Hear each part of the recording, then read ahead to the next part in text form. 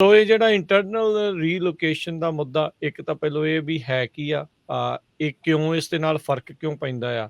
ਕਈ ਮਾਮਲਿਆਂ ਦੇ ਵਿੱਚ ਲੋਕ ਇਸੇ ਹੀ ਮੁੱਦੇ ਦੇ ਬਾਵਜੂਦ ਕਈ ਜਿੱਤ ਜਾਂਦੇ ਆ, ਕਈ ਲੂਜ਼ ਕਰ ਜਾਂਦੇ ਆ। ਸੋ ਕੀ ਹੈਗਾ ਇਸ ਪੂਰੀ ਜਿਹੜੀ ਆ ਮਸਲੇ ਦੇ ਵਿੱਚ?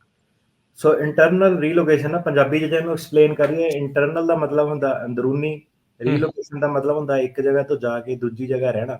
ਜੀ। ਸੋ ਅਸਾਈਲਮ ਦੇ ਜਿਹੜੇ ਕੇਸ ਆ ਉਹਦੇ ਵਿੱਚ ਜਿਹੜੀ ਸਭ ਤੋਂ ਵੱਡੀ ਜਿਹੜੀ ਚੀਜ਼ ਉਹ ਇਹ ਹੈਗੀ ਕਿ ਮੰਨ ਲਿਆ ਕਿ ਤੁਹਾਡੇ ਨਾਲ ਸਾਰਾ ਕੁਝ ਹੋਇਆ ਜੋ ਵੀ ਤੁਸੀਂ ਕਹਿ ਰਹੇ ਆ, ਪਰ ਕੁਐਸਚਨ ਇਹ ਬਣਦਾ ਕਿ ਤੁਸੀਂ ਆਪਣੀ ਕੰਟਰੀ ਦੇ ਵਿੱਚ ਕਿਤੇ ਹੋਰ ਜਾ ਕੇ ਸੇਫਲੀ ਤੇ ਰੀਜ਼ਨੇਬਲੀ ਰੀਲੋਕੇਟ ਕਰ ਸਕਦੇ ਹੋ, ਕਿਤੇ ਹੋਰ ਰਹਿ ਸਕਦੇ ਹੋ ਕਿ ਨਹੀਂ ਰਹਿ ਸਕਦੇ ਹੋ। ਸੋ ਇਹ ਮੁੱਦੇ ਦੇ ਉੱਤੇ ਲੋਕੀ ਕਹਿੰਦੇ ਯਾਰ ਕੇਸ ਡਿਨਾਈ ਹੋ ਗਿਆ, ਮੇਰਾ ਪਾਸ ਹੋ ਗਿਆ। ਉਹਨਾਂ ਨੂੰ ਲੱਗਦਾ ਕਿ ਪਤਾ ਨਹੀਂ ਕੀ ਜਾਦੂ ਜਿਹਾ ਬਣਿਆ ਹੋਇਆ, ਜੱਜ ਦੀ ਮਰਜ਼ੀ ਆ, ਉਹਨੇ ਸ਼ਾਇਦ ਮੇਰਾ ਪਾਸ ਕਰ ਦੇਣਾ, ਸ਼ਾਇਦ ਉਹਨੇ ਮੇਰਾ ਡਿਨਾਈ ਕਰ ਦੇਣਾ। ਇੱਦਾਂ ਕੁਝ ਨਹੀਂ ਹੈਗਾ। ਇਹ ਜਿਹੜੇ ਕੇਸ ਆ ਇਹ already 2nd circuit 9th circuit ਦੇ ਵਿੱਚ ਲਿਟੀਗੇਟ ਹੋ ਗਏ ਆ। ਜੇ ਜੱਜ ਡਿਨਾਈ ਕਰਦਾ ਤਾਂ ਇੱਕ ਰੀਜ਼ਨ ਨਾਲ ਡਿਨਾਈ ਕਰਦਾ, ਜੇ ਜੱਜ ਅਪਰੂਵ ਕਰਦਾ ਤਾਂ ਉਹ ਇੱਕ ਰੀਜ਼ਨ ਨਾਲ ਅਪਰੂਵ ਕਰਦਾ।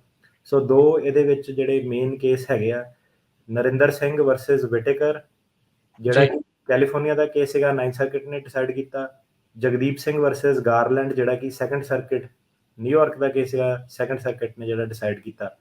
ਜਿਹੜਾ ਸਿੰਘ ਵਰਸਸ ਗਾਰਲੈਂਡ ਸੀਗਾ ਉਹ ਆਪਾਂ ਦੇਖਾਂਗੇ ਕਿ ਜਿਹੜੇ ਰਿਸਪੋਂਡੈਂਟ ਆ, ਜਿਹਨਾਂ ਨੂੰ ਕਲਾਇੰਟ ਕਹਿੰਦੇ ਆ, ਜਿਹੜੇ ਜੇ ਬੰਦਾ ਅਸਾਈਲਮ ਫਾਈਲ ਕਰ ਰਿਹਾ, ਜਿਹੜਾ ਸਿੰਘ ਵਰਸਸ ਗਾਰਲੈਂਡ ਆ ਉਹ ਲੋਕਾਂ ਨੂੰ ਆਪਸ਼ਨਸ ਪ੍ਰੋਵਾਈਡ ਕਰਦਾ ਕਿਉਂਕਿ ਇਹ ਵਧੀਆ ਤਰੀਕੇ ਨਾਲ ਆਰਗਿਊ ਕੀਤਾ ਗਿਆ ਸੀਗਾ।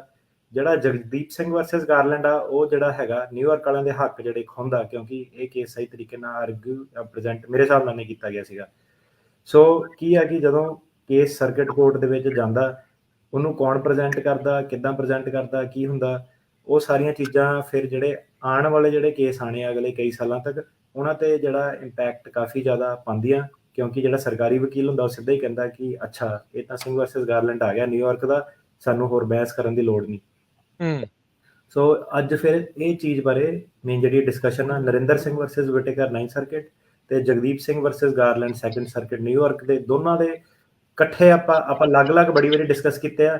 ਅੱਜ ਆਪਾਂ ਦੋਨੋਂ ਕੇਸ ਇਕੱਠੇ ਰੱਖ ਕੇ ਦੋਨਾਂ ਦੇ ਵਿੱਚ ਕੀ ਫੈਕਟ ਸੀਗੇ, ਕਿੱਦਾਂ ਸੀਗੇ, ਉਹ ਇਕੱਠੇ ਰੱਖ ਕੇ ਕੰਪੇਅਰ ਕਰਾਂਗੇ ਕਿ ਕੀ ਚੀਜ਼ ਹੈ, ਕੀ ਚੱਕਰ ਕੀ ਹੈ, ਕਿ 9th ਸਰਕਿਟ ਦੇ ਵਿੱਚ ਇਦਾਂ ਦਾ ਕਿਉਂ ਹੋ ਰਿਹਾ ਤੇ ਨਿਊਯਾਰਕ ਦੇ ਵਿੱਚ ਇਦਾਂ ਦਾ ਕਿਉਂ ਹੋ ਰਿਹਾ।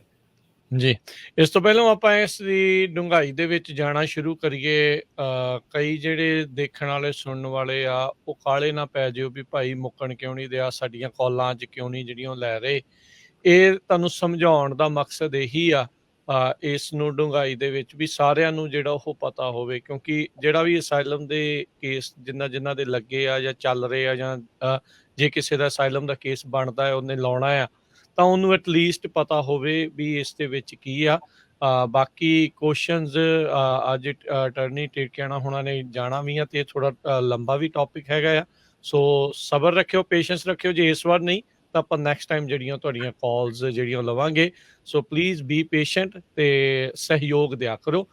ਥੈਂਕ ਯੂ ਤੁਹਾਡਾ ਇਸ ਚੀਜ਼ ਦੇ ਲਈ। ਅਸੀਂ ਪਹਿਲਾਂ ਤੁਹਾਡਾ ਸਾਰਿਆਂ ਦਾ ਧੰਨਵਾਦ ਕਰਦੇ ਹਾਂ। ਸੋ ਅਟਰਨੀ ਟਿਰਕਿਆਣਾ ਜੀ, ਤੁਸੀਂ ਆਪਣੇ ਵਿਊਅਰਸ ਤੇ ਆਪਣੇ ਸੁਣਨ ਵਾਲੇ ਜਿਹੜੇ ਸਰੋਤੇ ਆਡੀਅנס ਨੂੰ ਜੇ ਤੁਸੀਂ ਦੱਸੋ, ਬਹੁਤ ਸਾਰਿਆਂ ਨੇ ਜਿੱਦਾਂ ਤੁਸੀਂ ਕਿਹਾ ਵੀ ਕਹਾਣੀ ਲਿਖਵਾ ਲਈ ਜਾਂ ਲਿਖ ਲਈ, ਜਾਂ ਕਿਸੇ ਨੇ ਉਹਨਾਂ ਨੂੰ ਲਿਖ ਕੇ ਜਿਹੜੀ ਉਹ ਦੇਤੀ, ਉਹਨਾਂ ਨੂੰ ਲਿਖਣ ਵਾਲੇ ਨੂੰ ਵੀ ਨਹੀਂ ਪਤਾ ਹੁੰਦਾ ਕਈ ਵਾਰੀ, ਤੇ ਲਿਖਾਉਣ ਵਾਲੇ ਨੂੰ ਤਾਂ ਬਿਲਕੁਲ ਹੀ ਨਹੀਂ ਪਤਾ ਹੁੰਦਾ ਵੀ ਕਾਨੂੰਨ ਕਹਿੰਦਾ ਕੀ ਆ, ਨਾ ਉਹਨਾਂ ਨੇ ਪੜ੍ਹਿਆ ਹੁੰਦਾ ਆ। ਸੋ ਜਦੋਂ ਇਹ ਸਟੇਟਮੈਂਟਸ ਸਬਮਿਟ ਕਰਦੇ ਆ, ਖਾਸ ਕਰਕੇ ਕਹਿ ਲਓ ਵੀ ਕੱਚੇ ਵਕੀਲ ਜਿਨ੍ਹਾਂ ਨੂੰ ਆਪਾਂ ਜੇ ਕਹਿ ਦਈਏ ਵੀ ਪੈਰਾਲੀਗਲਸ ਜਿਹੜੇ ਹੈਗੇ ਆ, ਵੀ ਉਹਨਾਂ ਦੇ ਥਰੂ ਜਦੋਂ ਕਰਦੇ ਆ, ਉਹਨਾਂ ਨੂੰ ਕਾਨੂੰਨ ਨਹੀਂ ਪਤਾ ਹੁੰਦਾ, ਉਹ ਲਿਖ ਦਿੰਦੇ ਆ। ਸੋ ਤੁਸੀਂ ਐਕਸਪਲੇਨ ਕਰੋ ਵੀ ਇਹ ਲਾਅ ਕਹਿੰਦਾ ਕੀ ਆ, ਹੈ ਕੀ ਆ ਜਿਹੜਾ ਇੰਟਰਨਲ ਰੀਲੋਕੇਸ਼ਨ ਦਾ ਇਹ ਲਾਅ। ਜੀ ਜ਼ਰੂਰ। ਉਸ ਤੋਂ ਪਹਿਲਾਂ ਮੈਂ 1 ਮਿੰਟ ਲਾਉਂਗਾ। ਉਹ 1 ਮਿੰਟ ਮੈਂ ਇਸ ਲਈ ਲਾਉਂਗਾ ਕਿ ਇਹ ਜ਼ਰੂਰੀ ਹੈ ਕਿ ਕਿਉਂਕਿ ਮੈਨੂੰ ਰੋਜ਼ ਰਿਪੀਟ ਕਰਨੀ ਪੈਂਦੀ ਗੱਲ। ਜਦੋਂ ਤੁਸੀਂ ਮੇਰੇ ਆਫਿਸ 'ਚ ਆਉਂਦੇ ਹੋ ਜਾਂ ਕਿਸੇ ਦੇ ਵੀ ਆਫਿਸ 'ਚ ਆਉਂਦੇ ਹੋ, ਤਾਂ ਸਭ ਤੋਂ ਪਹਿਲੀ ਗੱਲ ਜਿਹੜੀ ਮੇਨ ਹੈਗੀ ਤੁਹਾਨੂੰ ਮੇਰੇ ਤੋਂ ਇਹ ਸੁਣਨ ਨੂੰ ਮਿਲਦੀ ਹੈ ਕਿ ਮੈਂ ਉਹੀ ਕੇਸ ਫੜੂੰਗਾ ਜਿਹੜਾ ਜੈਨੂਨ ਆ। ਮੇਰੇ ਲਈ ਜੈਨੂਨ ਕੇਸ ਕਿਹੜਾ ਹੁੰਦਾ, ਜਿਹਦੇ ਵਿੱਚ ਬੰਦਾ ਮੈਨੂੰ ਦੱਸਦਾ ਕਿ ਮੇਰੇ ਨਾਲ ਆਹ ਹੋਇਆ। ਸੋ ਉਹ ਕੇਸ ਜਿਹੜਾ ਜੈਨੂਨ ਆ। ਕਿਹੜਾ ਕੇਸ ਜੈਨੂਨ ਨਹੀਂ ਆ, ਉਹ ਵਾਲਾ ਕੇਸ ਜੈਨੂਨ ਨਹੀਂ ਆ ਜਿਸ 'ਚ ਬੰਦਾ ਮੈਨੂੰ ਕਹਿੰਦਾ ਕਿ ਭਾਜੀ ਮੇਰੇ ਨਾਲ ਕੁਛ ਹੋਇਆ ਨਹੀਂ, ਤੁਹਾਨੂੰ ਪਤਾ ਸਾਰੇ ਕੇਸ ਨਕਲੀ ਆ। ਭਾਈ ਮੈਨੂੰ ਕੋਈ ਨਹੀਂ ਪਤਾ ਕਿਹੜਾ ਨਕਲੀ ਆ। ਜੇ ਤੁਸੀਂ ਕਹਿੰਦੇ ਆ ਕਿ ਤੁਹਾਡਾ ਨਕਲੀ ਆ, ਫਿਰ ਤੁਹਾਡਾ ਕੇਸ ਨਹੀਂ ਫੜਿਆ ਜਾਊਗਾ, ਤੁਹਾਡਾ ਜ਼ਰੂਰ ਨਕਲੀ ਆ। ਜਿਹੜੇ ਆਪਣਾ ਕੇਸ ਤੁਸੀਂ ਦੱਸਣਾ ਹੁੰਦਾ, ਵਕੀਲ ਦੇ ਮੂਹਰੇ ਆ ਕੇ ਦੱਸਣਾ ਹੁੰਦਾ, ਨਹੀਂ ਲਿਖ ਸਕਦੇ ਹੋ ਤੁਸੀਂ।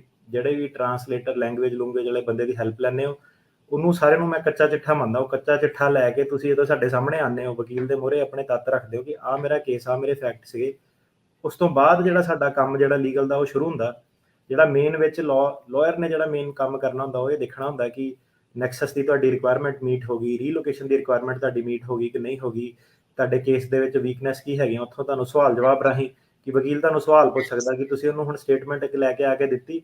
ਜਿਹੜਾ ਵਕੀਲ ਦਾ ਬਾਕੀਆਂ ਦਾ ਨਹੀਂ ਮੈਨੂੰ ਪਤਾ ਆਪਣਾ ਸਟਾਈਲ ਫਿਰ ਕੀ ਹੈ ਕਿ ਉਹ ਜਿਹੜੀ ਤੁਸੀਂ ਸਟੇਟਮੈਂਟ ਲੈ ਕੇ ਆਓਗੇ, ਸਭ ਤੋਂ ਪਹਿਲਾਂ ਪੈਂਦੀ ਸੱਟੇ ਮੇਰਾ ਕੰਮ ਇਹ ਹੈਗਾ ਕਿ ਉਹਦੇ ਵਿੱਚ ਤੁਹਾਨੂੰ 40 50 100 ਜਿੰਨੇ ਵੀ ਕੁਐਸਚਨ ਹੈਗੇ ਉਹ ਪੁੱਛੇ ਜਾਓਗੇ ਕਿ ਇੱਥੇ ਕਿੱਦਾਂ ਤੁਹਾਡਾ ਜਿਹੜਾ ਵਰਡ ਡਾਕੂਮੈਂਟ ਆ ਉਹਨੂੰ ਆਪਾਂ ਲਾਲ ਰੈੱਡ ਕਲਰ ਦੇ ਵਿੱਚ ਆਪਾਂ ਮਾਰਕ ਕਰਕੇ ਉਹਦੇ ਵਿੱਚ ਕੁਐਸਚਨ ਪਾ ਦਿੱਤੇ ਜਾਂਦੇ ਆ। ਸੋ ਫਿਰ ਤੁਸੀਂ ਆਪਣੇ ਕੁਐਸਚਨ ਆਨਸਰ ਕਰਦੇ ਹੋ ਕੀ ਹੈ ਨਾ, ਕਮੀਆਂ ਪੇਸ਼ੀਆਂ ਜੋ ਵੀ ਹੈਗੀਆਂ, ਫਿਰ ਉਹ ਸਵਾਲਾਂ 'ਚੋਂ ਹੋਰ ਸਵਾਲ ਨੇ। ਤੇ ਜਿਹੜਾ ਫਿਰ ਉਸ ਤੋਂ ਬਾਅਦ ਤੁਸੀਂ ਆਪਣੇ ਡਾਕੂਮੈਂਟਸ ਵਗੈਰਾ ਜਿਹੜੇ ਐਫੀਡੇਵਿਟਸ ਵਗੈਰਾ ਲੈ ਕੇ ਆਉਂਦੇ ਹੋ, ਮੈਡੀਕਲ ਵਗੈਰਾ ਲੈ ਕੇ ਆਉਂਦੇ ਹੋ। ਸੋ ਵਕੀਲ ਦਾ ਇਹ ਕੰਮ ਹੈ ਕਿ ਦੇਖਣਾ ਕਿ ਇਹ ਕੰਸਿਸਟੈਂਟ ਹੈਗੇ ਕਿ ਨਹੀਂ ਹੈਗੇ, ਇਹ 'ਚ ਕੋਈ ਗਲਤੀ ਤਾਂ ਨਹੀਂ ਹੈਗੀ। ਜੇ ਗਲਤੀ ਹੈਗੀ ਤੁਹਾਨੂੰ ਪੁੱਛਿਆ ਜਾਵੇ, ਤੁਹਾਡੇ ਬਣਾਉਣ ਵਾਲੇ ਨੂੰ ਪੁੱਛਿਆ ਜਾਵੇ, ਇੰਡੀਆ ਤੁਹਾਡੇ ਲਾਇਰਾਂ ਨੂੰ ਪੁੱਛਿਆ ਜਾਵੇ।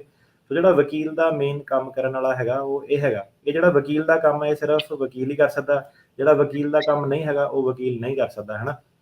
ਤੇ ਇਹ ਚੀਜ਼ ਨੂੰ ਪਹਿਲਾਂ ਦੇਖੋ ਕਿ ਵਕੀਲ ਕੌਣ ਹੁੰਦਾ, ਪੈਰਾਲੀਗਲ ਕੌਣ ਹੁੰਦਾ ਤੇ ਕਿਹਦਾ ਕੀ ਰੋਲ ਹੈਗਾ। ਸੋ ਸਾਡਾ ਜਿਹੜਾ ਮੇਨ ਰੋਲ ਆ ਉਹ ਹੈਗਾ ਕੋਰਟ ਦੇ ਵਿੱਚ। ਤੇ ਜਿਹੜੇ ਆਹ ਲੀਗਲ ਮੁੱਦੇ ਜਿਹੜੇ ਬਣਦੇ ਆ ਕਿ 9th ਸਰਕਿਟ 'ਚ ਕੀ ਹੋ ਗਿਆ, 2nd ਸਰਕਿਟ 'ਚ ਕੀ ਹੋ ਗਿਆ, ਇਹਨੂੰ ਐਡਵਾਂਸ ਦੇ ਵਿੱਚ ਪੜ੍ਹਨਾ, ਲੇਟੈਸਟ ਕੇਸ ਲਾਅ ਕੀ ਚੱਲਦਾ ਤਾਂ ਕਿ ਤੁਸੀਂ ਮਾਤ ਨਾ ਖਾਵੋ। ਸੋ ਇਹ ਤੀਰ ਤੁੱਕਾ ਨਹੀਂ ਕੋਈ ਹੈਗਾ, ਇਹ ਪੂਰਾ ਇੱਕ ਕੈਲਕੂਲੇਟਿਡ ਸਰਕਿਟ ਕੋਰਟ ਤੇ ਡਿਸੀਜਨ ਆ। ਸੋ ਕੀ ਹੈ ਕਿ ਜਿਹੜਾ ਅਸਾਈਲਮ ਦਾ ਜਿਹੜਾ ਇੱਕ ਲਾਅ ਹੈਗਾ ਉਹ ਹੈਗਾ 8 ਜਿਹੜੀ ਰੈਗੂਲੇਸ਼ਨ ਆ, ਜਿਹੜੀ ਦਫਾ ਧਾਰਾ ਜਿਹਨੂੰ ਕਹਿ ਦਿੰਦੇ ਆ, ਹੈ ਨਾ, ਉਹ ਹੈਗਾ 8 CFR 1208.13B3।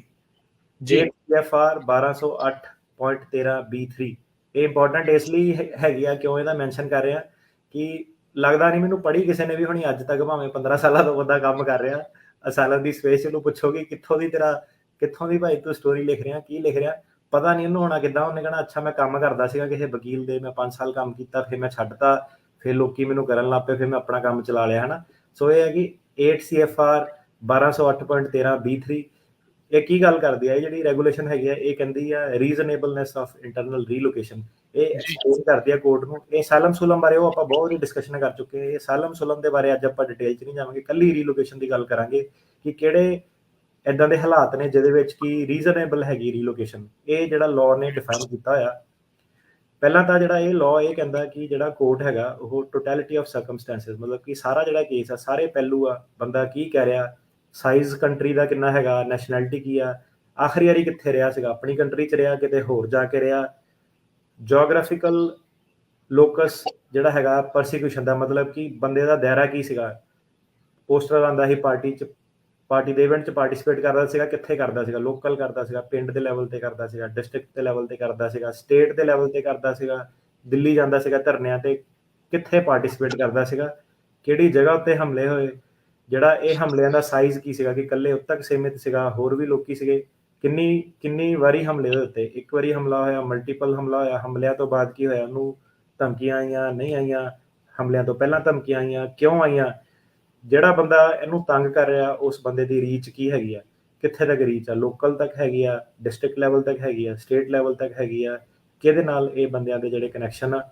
ਇਹ ਸਾਰੀਆਂ ਜਿਹੜੀਆਂ ਚੀਜ਼ਾਂ ਆਪਾਂ ਪਹਿਲਾਂ ਤਾਂ ਉਹ ਰੈਗੂਲੇਸ਼ਨ ਇਹ ਕਹਿੰਦੀ ਹੈ ਕਿ ਇਹ ਸਾਰੀਆਂ ਚੀਜ਼ਾਂ ਤੁਸੀਂ ਜਿਹੜੀਆਂ ਦੇਖਣੀਆਂ।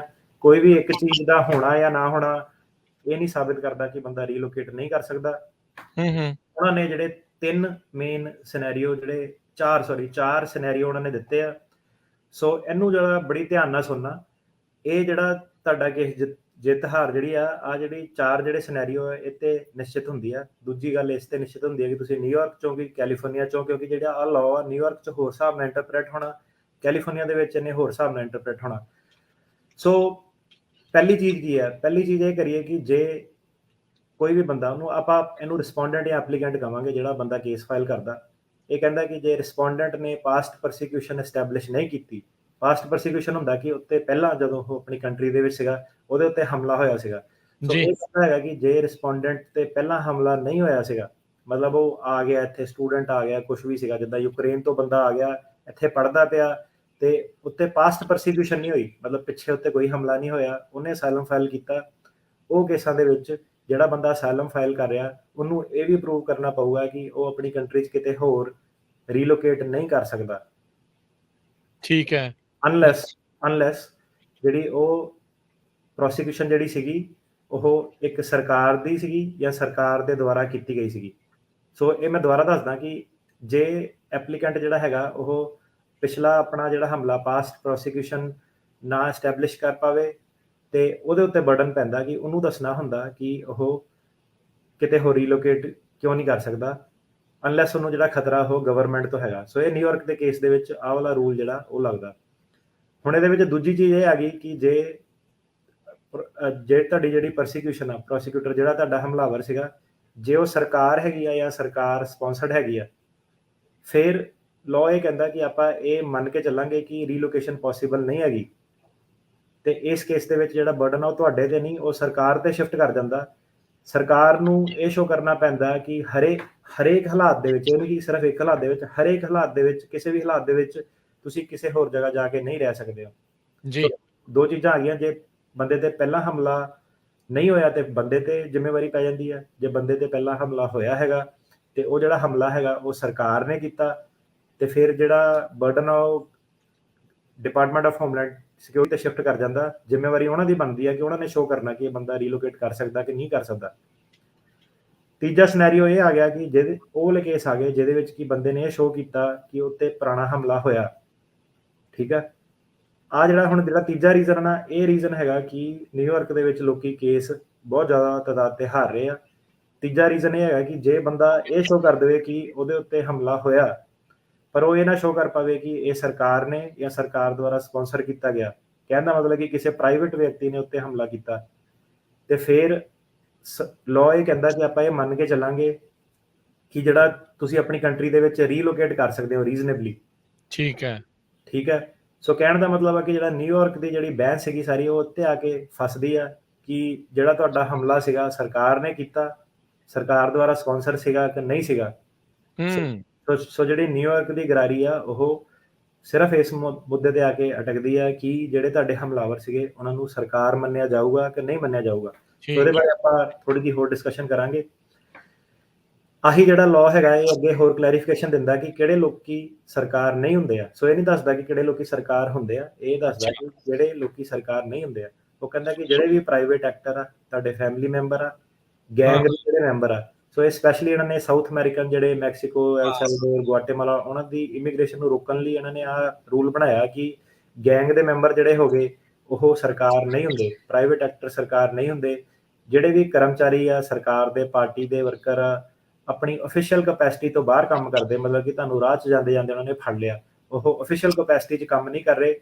ਜਦੋਂ ਤੁਹਾਡੇ ਕੋਲ ਪੁੱਛਿਆ ਜਾਂਦਾ ਕਿ ਕਿੱਥੇ ਜਾ ਰਹੇ ਸੀਗੇ, ਉਹਨਾਂ ਨੇ ਕੀ ਤੁਹਾਨੂੰ ਕਿਹਾ, ਤੁਹਾਨੂੰ ਕਿੰਨਾ ਪਾਰਟੀ ਦੇ ਵਰਕਰ ਸੀਗੇ, ਉਹ ਵਾਲੇ ਸਰਕਾਰ ਦੇ ਬੰਦੇ ਜਿਹੜੀ ਆਪਣੀ ਅਫੀਸ਼ੀਅਲ ਕਪੈਸਿਟੀ 'ਚ ਤੰਗ ਨਹੀਂ ਕਰ ਰਹੇ, ਤੁਹਾਨੂੰ ਨਿੱਜੀ ਤੌਰ ਤੇ ਤੰਗ ਕਰ ਰਹੇ ਆ, ਉਹ ਸਰਕਾਰ ਨਹੀਂ ਹੈਗੇ। ਫੈਮਿਲੀ ਮੈਂਬਰ ਜਿਹੜੇ ਤੁਹਾਡੇ ਲੜਾਈ ਝਗੜਾ, ਜ਼ਮੀਨੀ ਝਗੜਾ ਵਾ, ਕੋਈ ਉਦਾਂ ਦਾ ਝਗੜਾ, ਉਹ ਸਰਕਾਰ ਨਹੀਂ ਹੈਗੇ। ਭਾਵੇਂ ਉਹ ਉਹਨਾਂ ਦੇ ਸਰਕਾਰ ਨਾਲ ਲਿੰਕ ਆ ਪਰ ਉਹ ਸਰਕਾਰ ਨਹੀਂ ਹੈਗੇ। ਇਹਦੇ ਨਾਲ ਨਾਲ ਜਿਹੜੇ ਗਵਾਂਢੀ ਤੁਹਾਨੂੰ ਤੰਗ ਕਰਦੇ ਆ, ਕੋਈ ਪ੍ਰਾਪਰਟੀ ਦਾ, ਕੋਈ ਬਿਜ਼ਨਸ ਦਾ, ਕੋਈ ਫੈਮਿਲੀ ਡਿਸਪਿਊਟ ਆ, ਉਹ ਸਾਰੇ ਜਿਹੜੇ ਬੰਦੇ ਹੈਗੇ ਆ ਉਹ ਸਰਕਾਰ ਨਹੀਂ ਹੈਗੇ। ਜੇ ਤੁਸੀਂ ਇਹ ਸ਼ੋ ਕਰਦੇ ਹੋ ਕਿ ਇਹਨਾਂ ਦੀ ਬੈਕਿੰਗ ਬਹੁਤ ਤਗੜੀ ਸੀ ਉੱਤੇ, ਪੁਲਿਸ ਨਾਲ, ਇਹਨਾਂ ਦੇ ਮੰਤਰੀ ਨਾਲ ਲਿੰਕ ਆ, ਤਾਂ ਤੁਹਾਨੂੰ ਇਹ ਵੀ ਸ਼ੋ ਕਰਨਾ ਪਊਗਾ ਕਿ ਜਿਹੜੀ ਆ ਐਕਟੀਵਿਟੀ ਆ ਇਹ ਗਵਰਨਮੈਂਟ ਸਪਾਂਸਰਡ ਆ। ਮਤਲਬ ਕਿ ਨਾ ਸਿਰਫ ਇਹਨਾਂ ਦੇ ਸਰਕਾਰ ਨਾਲ ਲਿੰਕ ਆ ਬਲਕਿ ਸਰਕਾਰ ਨੇ ਇਹਨਾਂ ਨੂੰ ਕਿਹਾ ਅੱਗੇ ਜਾ ਕੇ ਕਿ ਤੁਸੀਂ ਇਦਾਂ ਦੇ ਕੰਮ ਕਰੋ, ਤੁਸੀਂ ਇਹ ਬੰਦਿਆਂ ਨੂੰ ਕੁੱਟੋ, ਤੁਸੀਂ ਇਹਨਾਂ ਦੇ ਪੋਸਟਰ ਪਾੜੋ, ਤੁਸੀਂ ਇਹਨਾਂ ਨੂੰ ਤੰਗ ਕਰੋ। ਤੁਹਾਨੂੰ ਇਹ ਸ਼ੋ ਕਰਨਾ ਪਊਗਾ ਕਿ ਉਹ ਸਰਕਾਰ ਦਾ ਡਾਇਰੈਕਟ ਜਿਹੜਾ ਇੱਕ ਐਕਸ਼ਨ ਸੀਗਾ। ਸਿਰਫ ਇਹ ਨਹੀਂ ਕਿ ਮੈਂ ਜਾ ਰਿਹਾ ਸੀ, ਮੈਨੂੰ ਪਸੰਦ ਨਹੀਂ ਸੀ, ਮੇਰੇ ਨਾਲ ਖੁੰਦਕ ਪੈ ਗਈ, ਮੈਨੂੰ ਕੁੱਟਦਾ ਉਹਨਾਂ, ਉਹ ਇਨਫ ਨਹੀਂ ਹੈਗਾ। ਠੀਕ ਹੈ, ਸੋ ਜਿਹੜਾ ਲਾਅ ਆ ਉਹ ਇਹ ਹੈ। ਸੋ ਇਹਦੀ ਮੁੱਖ ਦੀ ਗੱਲ ਇਹ ਹੈਗੀ ਕਿ ਜਿਹੜੇ ਕੇਸਾਂ ਦੇ ਵਿੱਚ ਬੰਦੇ ਤੇ ਪੁਰਾਣਾ ਹਮਲਾ ਹੋਇਆ ਉਹਦੇ ਉੱਤੇ ਸਰਕਾਰ ਨੇ ਹਮਲਾ ਕੀਤਾ, ਬਰਡਨ ਜਿਹੜਾ ਹੈਗਾ ਉਹ ਡਿਪਾਰਟਮੈਂਟ ਆਫ ਹੋਮਲੈਂਡ ਸਿਕਿਉਰਿਟੀ ਤੇ ਸ਼ਿਫਟ ਹੋ ਜਾਂਦਾ ਕਿ ਤੁਸੀਂ ਹੁਣ ਸ਼ੋ ਕਰੋ ਕਿ ਬੰਦਾ ਰੀਜ਼ਨੇਬਲੀ ਰੀਲੋਕੇਟ ਕਰ ਸਕਦਾ ਕਿ ਨਹੀਂ ਕਰ ਸਕਦਾ। ਜ਼ਿਆਦਾਤਰ ਜਿਹੜੀ ਡਿਪਾਰਟਮੈਂਟ ਆਫ ਹੋਮਲੈਂਡ ਸਿਕਿਉਰਿਟੀ ਆ ਉਹ ਕੇਸਾਂ ਦੇ ਵਿੱਚ ਹਾਰ ਜਾਂਦੀ ਆ, ਤੁਸੀਂ ਕੇਸ ਜਿੱਤ ਜਾਂਦੇ ਹੋ। ਉਹ ਕੇਸਾਂ ਦੇ ਵਿੱਚ ਜਿਹਦੇ ਵਿੱਚ ਤੁਹਾਡੇ ਉੱਤੇ ਹਮਲਾ ਹੋਇਆ ਪਰ ਸਰਕਾਰ ਨੇ ਨਹੀਂ ਕੀਤਾ, ਨਿਊਯਾਰਕ ਦੇ ਵਿੱਚ ਤੁਸੀਂ ਹਾਰੋਗੇ, ਕੈਲੀਫੋਰਨੀਆ ਦੇ ਵਿੱਚ ਤੁਸੀਂ ਜਿੱਤੋਗੇ, ਕਿਉਂਕਿ Singh versus Garland, Singh versus Whittaker, ਆ ਜਿਹੜੀ ਚੀਜ਼ ਆ ਦੋਨਾਂ ਨੂੰ ਅੱਜ ਕਲੈਰੀਫਾਈ ਕਰਾਂਗੇ ਕਿ ਕੈਲੀਫੋਰਨੀਆ 'ਚ ਕਿਉਂ ਜਿੱਤੋਗੇ ਤੇ ਨਿਊਯਾਰਕ ਦੇ ਵਿੱਚ ਕਿਉਂ ਹਾਰੋਗੇ। ਜੀ,